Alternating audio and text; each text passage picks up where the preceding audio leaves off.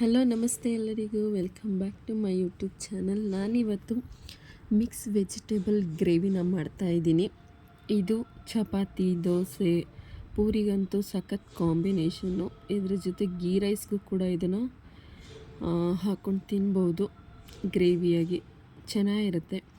ನಾನಿಲ್ಲಿ ಯಾವ್ಯಾವ ತರಕಾರಿ ತೊಗೊಂಡಿದ್ದೀನಿ ಅಂದರೆ ಬೀನ್ಸ್, ಕ್ಯಾರೆಟ್ ಮತ್ತು ಗೆಡ್ಡೆಕೋಸು, ಅದ್ರ ಜೊತೆ ಒಂದು ಆಲೂಗಡ್ಡೆನೂ ಸಹ ತೊಗೊಂಡಿದ್ದೀನಿ.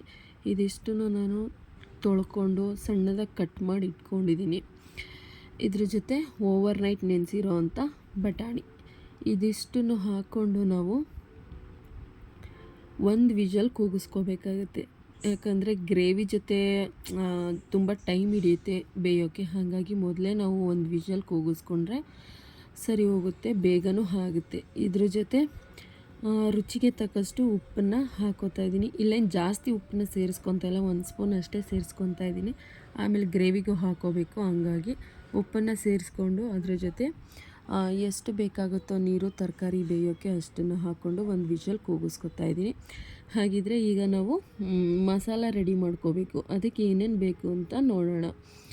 ಒಂದು ಬಾಣಲೆ ಇಟ್ಕೊಂಡು 2 ಸ್ಪೂನ್ ಆಗೋಷ್ಟು ಎಣ್ಣೆನ ಹಾಕ್ಕೊಂಡು ಅದಕ್ಕೆ ದಪ್ಪದಾಗಿ ಕಟ್ ಮಾಡಿರೋ ಅಂಥ 1 ಈರುಳ್ಳಿ, ದಪ್ಪದಾಗಿ ಕಟ್ ಮಾಡಿರೋಂಥ 2 ಟೊಮೆಟೊನ ತೊಗೊಂಡಿದ್ದೀನಿ. ನಾನಿಲ್ಲಿ ಹುಳಿ ಟೊಮೆಟೊನ ತೊಗೊಂಡಿದ್ದೀನಿ. ನೀವು ಜಾಮೂನ್ ಟೊಮೆಟೊ ತೊಗೊಳ್ಳೋದಾದರೆ 3 ಹಾಕ್ಕೋಬೇಕಾಗುತ್ತೆ. ನಾನು 2 ಹಾಕ್ಕೊಂಡಿದ್ದೀನಿ. ಇದ್ರ ಜೊತೆ ಅರ್ಧ ಇಂಚು ಆಗುವಷ್ಟು ಶುಂಠಿನ ತೊಗೊಂಡಿದ್ದೀನಿ. ಇದಿಷ್ಟನ್ನು ಹಾಕ್ಕೊಂಡು ಚೆನ್ನಾಗಿ ನಾವು ಮಿಕ್ಸ್ ಮಾಡ್ಕೋಬೇಕು. ಅದ್ರ ಜೊತೆ ಒಂದು 5-6 ಎಸಳಾಗುವಷ್ಟು ಬೆಳ್ಳುಳ್ಳಿನ ಸಿಪ್ಪೆ ತೆಗೆದು ಹಾಕ್ಕೊಂಡಿದ್ದೀನಿ.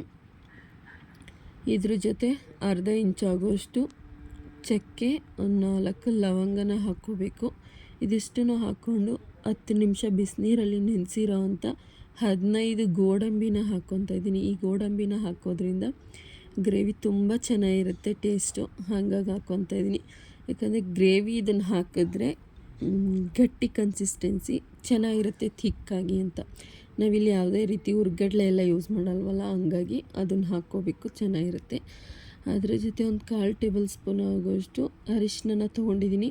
ಇದಿಷ್ಟನ್ನು ಹಾಕ್ಕೊಂಡು ಚೆನ್ನಾಗಿ ಈರುಳ್ಳಿ, ಟೊಮೆಟೊ ಎಲ್ಲನೂ ಚೆನ್ನಾಗಿ ಸಾಫ್ಟ್ ಆಗಬೇಕು. ಅಲ್ಲಿ ತನಕ ಲೋ ಫ್ಲೇಮಲ್ಲೇ ಇಟ್ಕೊಂಡು ನಾವು ಇದನ್ನು ಫ್ರೈ ಮಾಡ್ಕೋಬೇಕಾಗುತ್ತೆ. ಹೈ ಫ್ಲೇಮಲ್ಲಿ ಇಟ್ಕೊಂಡ್ರೆ ಸೀದೋಗುತ್ತೆ. ಹಂಗಾಗಿ ಈಗ ಸ್ವಲ್ಪ ಕೊತ್ತಂಬರಿ ಸೊಪ್ಪನ್ನು ಸಹ ನಾನು ಇದಕ್ಕೆ ಹಾಕ್ಕೊತಾ ಇದ್ದೀನಿ. ಕೊತ್ತಂಬರಿ ಸೊಪ್ಪು ಹಸಿ ವಾಸನೆ ಹೋಗಬೇಕು. ಎಲ್ಲದ್ರ ಜೊತೆ ಮಿಕ್ಸ್ ಮಾಡಿ ಚೆನ್ನಾಗಿ ಫ್ರೈ ಮಾಡ್ಕೊಳ್ಳಿ. ಇದು ಚಪಾತಿಗಂತೂ ಸೂಪರ್ ಕಾಂಬಿನೇಷನ್ನು, ನೀವು ಟ್ರೈ ಮಾಡಬಹುದು. ಇದಿಷ್ಟನ್ನು ಚೆನ್ನಾಗಿ ಫ್ರೈ ಆದಮೇಲೆ ನಾನು ಒಂದು ಮಿಕ್ಸರ್ ಜಾರ್ನ ತೊಗೊಂಡು ಅದಕ್ಕೆ ಹಾಕ್ಕೊತಾ ಇದ್ದೀನಿ. ಇದೆಲ್ಲ ತಣ್ಣಗಾದಮೇಲೆ ರುಬ್ಬಬೇಕು. ಇವಾಗ ಬಿಸಿದೇ ಹಾಕ್ಕೊತಾ ಇದ್ದೀನಿ ನಾನು. ಹಾಕಿಟ್ಬಿಟ್ಟು ಒಂದು 1/2 ಅವರ್ ಇಟ್ಟರೆ ತಣ್ಣಗಾಗುತ್ತೆ. ತಣ್ಣಗಾದಮೇಲೆ ನಾವು ನುಣ್ಣಗೆ ಇದನ್ನು ಪೇಸ್ಟ್ ಮಾಡ್ಕೋಬೇಕಾಗುತ್ತೆ. ಫುಲ್ ನೈಸಾಗಿ ಪೇಸ್ಟ್ ಮಾಡಿಕೊಂಡು ನೆಕ್ಸ್ಟ್ ಇವಾಗ ಯಾವ ರೀತಿ ಮಾಡೋದು ಈ ಗ್ರೇವಿನ ಅಂತ ನೋಡೋಣ. ಒಂದು ಬಾಣಲಿ ಇಟ್ಕೊಂಡು 4 ಟೇಬಲ್ ಸ್ಪೂನ್ ಎಣ್ಣೆನ ಹಾಕ್ಕೊಂಡು ನಾನಿಲ್ಲಿ ತೋರಿಸಿರೋ ಅಂಥ ಪಲಾವ್ ಐಟಮ್ಸ್ನೆಲ್ಲ ಹಾಕ್ಕೋಬೇಕು. ಇದನ್ನು ಹಾಕ್ಕೊಂಡ್ರೆ ಫ್ಲೇವರ್ ಚೆನ್ನಾಗಿರುತ್ತೆ ಗ್ರೇವಿಗೆ, ಹಂಗಾಗಿ ಅದಷ್ಟನ್ನು ಹಾಕ್ಕೊಂಡ ನಂತರ ನಾನು ರುಬ್ಬಿಟ್ಕೊಂಡಿರೋ ಅಂಥ ಮಸಾಲ ಪೇಸ್ಟನ್ನು ಇದಕ್ಕೆ ಹಾಕ್ಕೊತಾ ಇದ್ದೀನಿ. ಇದ್ರ ಜೊತೆ ನೀವು ಬೇಕಿದ್ದರೆ ಪಲಾವ್ ಐಟಮ್ಸ್ ಹಾಕಿದ್ಮೇಲೆ ಒಂದು ಈರುಳ್ಳಿನೂ ಸಹ ಸಣ್ಣದಾಗಿ ಕಟ್ ಮಾಡಿ ಹಾಕ್ಕೋಬೋದು, ಚೆನ್ನಾಗಿರುತ್ತೆ. ನಾನು ಜಸ್ಟ್ ಮಸಾಲ ಪೇಸ್ಟ್ ಮಾತ್ರ ಹಾಕ್ಕೋತಾ ಇದ್ದೀನಿ. ಹಾಕ್ಕೊಂಡು ಜಾರಲ್ಲೇ ಉಳಿದಿರೋ ಅಂಥ ಮಸಾಲೆಗೆ ಸ್ವಲ್ಪ ನೀರು ಹಾಕ್ಕೊಂಡು ನಾನು ಈ ಕನ್ಸಿಸ್ಟೆನ್ಸಿಗೆ ಹಾಕ್ಕೊತಾ ಇದ್ದೀನಿ. ತುಂಬ ನೀರು ಹಾಕ್ಕೊಂಡ್ರೆ ತೆಳ್ಳಗಾಗ್ಬಿಡುತ್ತೆ, ಹಂಗಾಗಿ ಜಾಸ್ತಿ ಹಾಕ್ಕೋಬಾರ್ದು, ಸ್ವಲ್ಪ ಹಾಕ್ಕೊಂಡ್ರೆ ಸಾಕು. ಈ ನೀರನ್ನು ಹಾಕ್ಕೊಂಡು ನಾನು ಇದ್ರ ಜೊತೆ ಮಸಾಲೆ ಪೌಡ್ರುಗಳನ್ನೂ ಹಾಕ್ಕೊತಾ ಇದ್ದೀನಿ. 2 ಟೇಬಲ್ ಸ್ಪೂನ್ ಆಗೋಷ್ಟು ಧನಿಯಾ ಪುಡಿ, 1/4 ಟೇಬಲ್ ಸ್ಪೂನ್ ಆಗೋಷ್ಟು ಗರಂ ಮಸಾಲ, 1 ಟೇಬಲ್ ಸ್ಪೂನ್ ಅಚ್ಕಾರದ ಪುಡಿ, ಸ್ವಲ್ಪ ಉಪ್ಪು. ಆಗಲೇ ತರಕಾರಿಗೆ ಹಾಕ್ಕೊಂಡಿರೋದ್ರಿಂದ ಜಾಸ್ತಿ ಉಪ್ಪನ್ನು ಹಾಕ್ಕೋಬಾರ್ದು, ನೋಡ್ಕೊಂಡು ಹಾಕ್ಕೋಬೇಕು. ಇದಿಷ್ಟನ್ನು ಹಾಕ್ಕೊಂಡು ಮಸಾಲ ಪೌಡ್ರದೆಲ್ಲ ಹಸಿ ವಾಸನೆ ಹೋಗಬೇಕು, ಆ ರೀತಿ ಚೆನ್ನಾಗಿ ಫ್ರೈ ಮಾಡ್ಕೋಬೇಕು. ಈ ಪೇಸ್ಟಲ್ಲಿ ಫುಲ್ ಎಣ್ಣೆ ಎಲ್ಲ ಬಿಟ್ಕೋಬೇಕು, ಅಲ್ಲಿ ತನಕ ಚೆನ್ನಾಗಿ ಫ್ರೈ ಮಾಡ್ಕೋಬೇಕು. ಯಾವುದೇ ಕಾರಣಕ್ಕೂ ಹೈ ಫ್ಲೇಮ್ನ ಇಟ್ಕೋಬಾರ್ದು ಸ್ಟವ್ನ. ಮಸಾಲೆ ಎಲ್ಲ ತಳ ಹಿಡಿದ್ಬಿಡುತ್ತೆ ಗೋಡಂಬಿ ಹಾಕಿರೋದ್ರಿಂದ. ಈಗ ನಾನು ಚೆನ್ನಾಗಿ ಮಿಕ್ಸ್ ಮಾಡ್ಕೊಂಡ್ಮೇಲೆ 1-2 ನಿಮಿಷ ಲಿಡ್ಡನ್ನು ಕ್ಲೋಸ್ ಮಾಡಿ ಬೇಯಿಸ್ಕೊತಾ ಇದ್ದೀನಿ. ಇಲ್ಲಾಂದರೆ ಈ ರೀತಿ ಹಾರುತ್ತೆ ಎಲ್ಲ ಕಡೆ ಅಂತ ಅಷ್ಟೇ, ಬೇರೆ ಏನಿಲ್ಲ.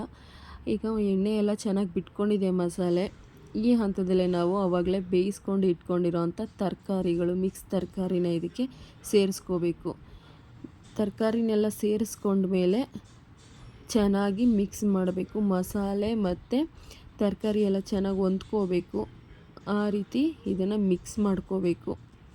ಮಿಕ್ಸ್ ಮಾಡಿಕೊಂಡು 1-2 ನಿಮಿಷ ಲಿಡ್ಡನ್ನು ಕ್ಲೋಸ್ ಮಾಡಿಬಿಟ್ಟು ಬೇಯಿಸ್ಕೊಂಡ್ರೆ ಆಯಿತು. ಯಾಕಂದರೆ ನಾವು ಮೊದಲೇ ತರಕಾರಿನ ಕುಕ್ ಮಾಡಿ ಹಾಕ್ಕೊಂಡಿರೋದ್ರಿಂದ ಜಾಸ್ತಿ ಹೊತ್ತೇನು ಟೈಮ್ ತೊಗೊಳ್ಳಲ್ಲ.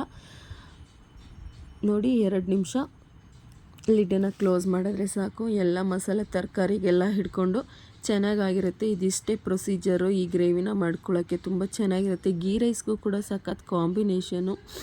ನೀವಿನ್ನೂ ನನ್ನ ಚಾನಲ್ನ ಸಬ್ಸ್ಕ್ರೈಬ್ ಮಾಡ್ಕೊಂಡಿಲ್ಲ ಅಂದರೆ ಪ್ಲೀಸ್ ಸಬ್ಸ್ಕ್ರೈಬ್ ಮಾಡ್ಕೊಂಡು ನೋಡಿ, ಹಾಗೆ ನನಗೆ ಸಪೋರ್ಟ್ ಮಾಡಿ. ನೀವು ಮನೇಲಿ ಒಂದ್ಸಲ ಈ ಮಸಾಲ ತರಕಾರಿ ಗ್ರೇವಿನ ಟ್ರೈ ಮಾಡಿ, ತುಂಬ ಚೆನ್ನಾಗಿರುತ್ತೆ. Thank you for watching. Bye.